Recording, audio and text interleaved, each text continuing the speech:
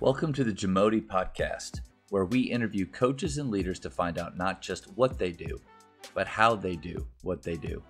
Becoming the best version of ourselves is Jamodi, just a matter of doing it. I think you do a really good job of communicating with high school coaches and partnering with them.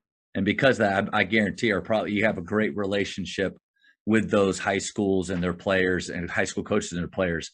But unfortunately, earlier on in my coaching career, I was more, these players are mine and they don't need that. And there's this, I know for a lot of, there's this huge friction between high school basketball and select basketball, and to where there's sometimes no communication at all.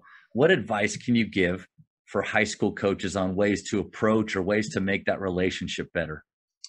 There's a huge division. I'm in Atlanta, and there is a huge division among the travel ball and the high school coach, not just Georgia, but nationally. And I think I start with this. What's the goal? And the goal is should be a player-centric model. We're trying to help a player improve as a basketball player, as a young man, and who they are as a person, and we're trying to help them as a leader. Like, I think of those three areas. And if we're really, really committed to that, then we're going to put aside pride and ego and all the things that get in the way of sinful, flawed people like myself.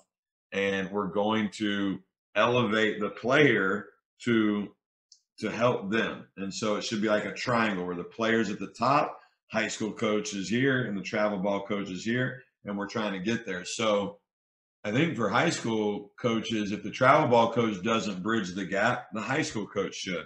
And sometimes the gap is bridged. A lot of times, especially in Atlanta now, the high school coaches hire the top shoe company coaches, and they bring them on their staff so they can get players. So sometimes there's ultra close for that reason. And then oftentimes there is just this friction because there's no trust.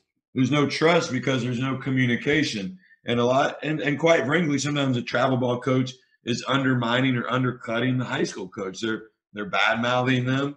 And you can't control that as a high school coach, but you can control reaching out. Sometimes just bridging that gap, reaching out, call, hey, coach, I want to come out to practice and just watch you guys. And hey, coach, I just want to start some dialogue with we're trying to help Chris.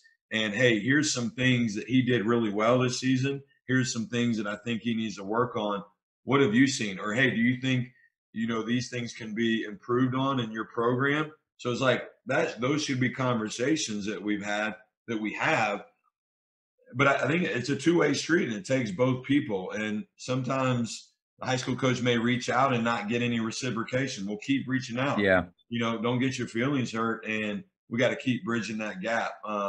You don't want to spend a ton of wasted energy on it, but it goes back to the player. It's important, though. Yeah, and it goes back to the player. I think ultimately when, if we're having those feelings of that we're not appreciating or we don't value, what these other coaches are doing, I do think we got to look at ourselves in the mirror and be like, where is that coming from? What's the pride issue? What is that controlling nature that we tend to have? Yeah. Go ahead. Sorry. No, you go. Well, I was just going to, and also because I want to see these guys truly go back, and help their high school team. And so we want to teach them things that are universal defensive skills that will help, universal offensive skills that can fit into any system, not learning a bunch of we do run some sets because they need to learn how to set a screen, things that may help them in any system. So it's teaching them as universal, but then oftentimes, I'm having weekly text or conversations with their high school coach. If there's a challenge I'm having with a particular player, I want to partner with them. Hey, is there something that I don't know that I could reach them better? Or hey, they're doing this a lot. What have you seen this, or am I only seeing it? So hey, and then they might pull them aside and talk to them during the school day. We might jump on a 3-way call. We might jump on a Zoom call. And I just think we got to be proactive about it and bridging gaps. It's not about us and the coach. It's about the player. See, I think there's probably, if any coaches listen to this, they're hearing you talk, they're probably going to think, golly, if only he was in our city. But I think we got to take the first step into creating that type of dynamic that you're talking about, because it's I've always the last few years I thought, during the school season, yes, I'm going to do everything I possibly can with the time that I have with that player, but during the select season, and you got to look at it that way. It's like school season, the faith basketball season ended our very last game. Now I'm going to continue to train and work on them as individuals, but I'm not going to talk about faith basketball every single day, because they are starting their select season, where I become more of a supplement to what they're doing, the same way that I want them to supplement what we're doing. But man, those conversations that I think you have with those guys that's awesome. Mm-hmm.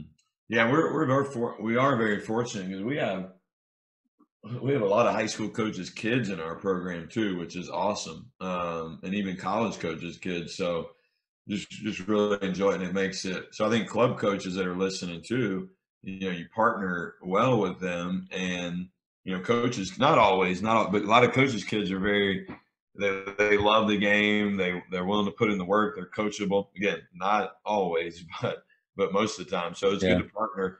And I say that sounds like it's not the reason why we're trying to do it, is like so we can. But I do think that's one of the benefits of good relationships with them. Thank you for checking out today's episode.